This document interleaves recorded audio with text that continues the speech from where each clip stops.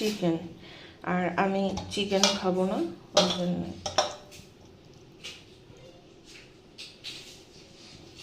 ওই জন্য মাছ নিয়ে এসেছে। আর এই যে তোমরা কেমন আছো? তোমরা সবাই, আশা করি সবাই তোমরা ভালো আছো।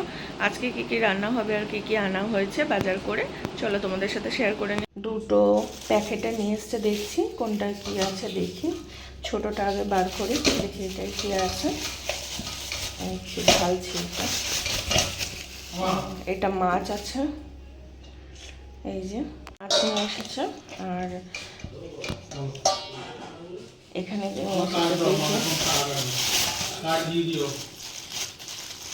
না না কাটবে না, টাকা রয়েছে, 22 টাকা আছে তো।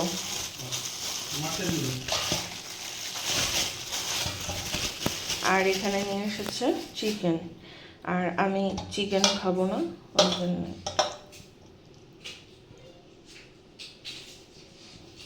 ওই জন্য মাছ নিয়ে এসেছে।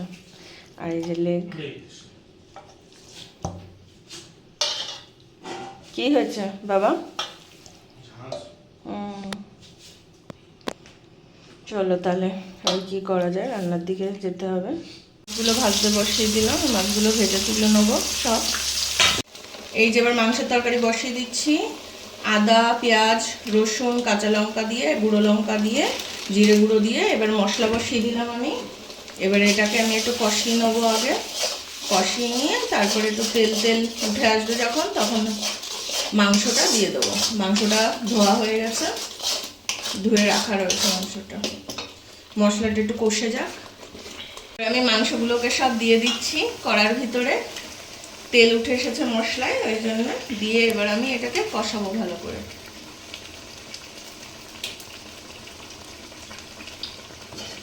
এবার এটাকে কষাতে হবে ভালো করে মাংসটাকে। আর আজকে আলু ছাড়া মাংস হবে, আজকে আলু দেওয়া হবে না মাংসের ভিতরে। এবার এটা চাপা দিয়ে দেবো কষাতে লাগি, কষিয়ে কষিয়ে তারপরে জল দিতে হবে হালকা করে। আপাতত একটু চাপা দিয়ে দিই। মাংস এই এখন কষানো হয়ে গেছে প্রায়, একটুখানি জল দেবো এতে। জল দিলে ভালোভাবে নরম হয়ে যাবে, এমনি নরম হয়ে ছাড়িয়ে যাচ্ছে, দেখতে পাচ্ছেন এই যে ছাড়িয়ে যাচ্ছে। তো আর একটুখানি কষাতে হবে, কষিয়ে জল দিয়ে দিতে হবে। এটা অল্প করে দিলে ভালোভাবে সিদ্ধটা হবে, যেহেতু একটু বড় সাইজ করা, ওই জন্য। এর মাংসটা পুরো রেডি হয়ে গেল। এই গরম মশলা দিয়ে এবার নামিয়ে নেবো, একদম সব ঠিকঠাক হয়ে গেছে, সিদ্ধ সাদা সব হয়ে গেছে। এই যে আর এই লেগগুলোও সিদ্ধ হয়ে গেছে। ভিডিওটা অবশ্যই জানাবেন, ভালো লাগলে লাইক, শেয়ার, কমেন্ট আর সাবস্ক্রাইব করে সাথে থাকবেন, পাশে থাকবেন। আরও নতুন নতুন ভিডিও নিয়ে দেখা করতে চলে আসবো কালকে আবার। আজকে তাহলে টাটা।